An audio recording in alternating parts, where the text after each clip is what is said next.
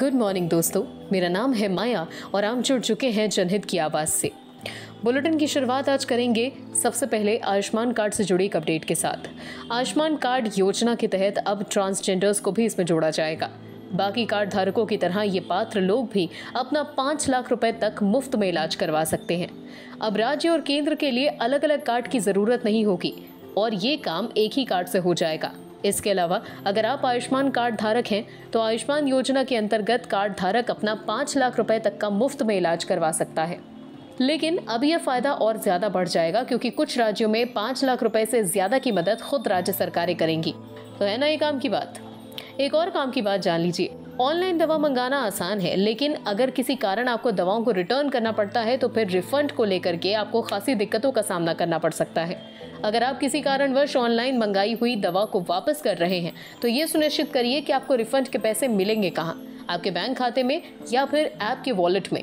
दरअसल कई दवा कंपनियां आपके ऑर्डर को रिटर्न तो ले लेती हैं, लेकिन वो रिफंड के पैसे को अपने ऐप के वॉलेट में डाल देती हैं। ऐसे में होता यह है कि आपको उन पैसों से ही उस ऐप से कुछ और मंगवाना पड़ेगा और एक बार पैसा ऐप की वॉलेट में आने के बाद आप इन्हें बैंक खाते से नहीं निकाल सकते।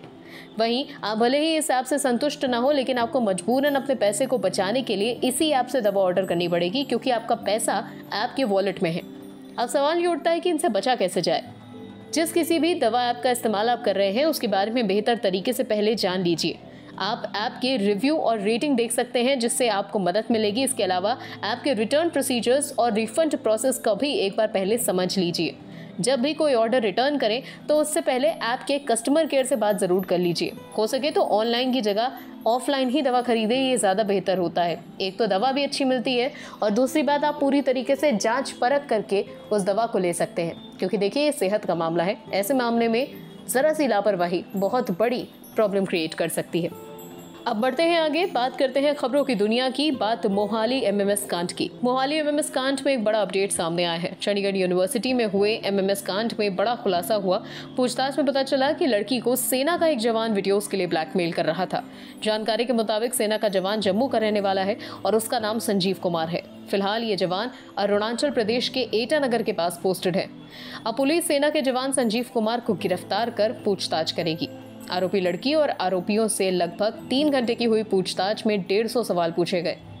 यूं तो पंजाब सरकार ने इस मामले की इन्वेस्टिगेशन के लिए 3 सीनियर अफसरों की स्पेशल इन्वेस्टिगेशन टीम बनाई है, मगर इसकी इंक्वायरी को टाइम बाउंड नहीं किया गया है। ऐसे में केस की फैक्ट चेकिंग इन्वेस्टिगेशन टाइमलेस तरीके से आगे बढ़ेगी। वहीं एक अपडेट डेंगू को लेकर के भी सामने आए हैं। दिल्ली में केसेस बहुत तेजी से बढ़ रहे हैं। 9 सितंबर तक दिल्ली में डेंगू के 295 केसेस थे। पिछले साल राजधानी में डेंगू के 2015 के बाद से लेकर अब तक 9,613 मामले दर्ज किए गए। पिछले साल 23 लोगों की मौत भी हुई थी। अस्पतालों में एक बार फिर से बढ़ती हुई ये संख्या लोगों के लिए परेशानी का सबब बन सकती है। ऐसे में सावधानी बरतिए, अपनों को और अपने बच्चों को बेहद सुरक्षित रखिए और इसी तरह की और अपडेट्स के लिए सुनते रहिए जनहित की आवाज़।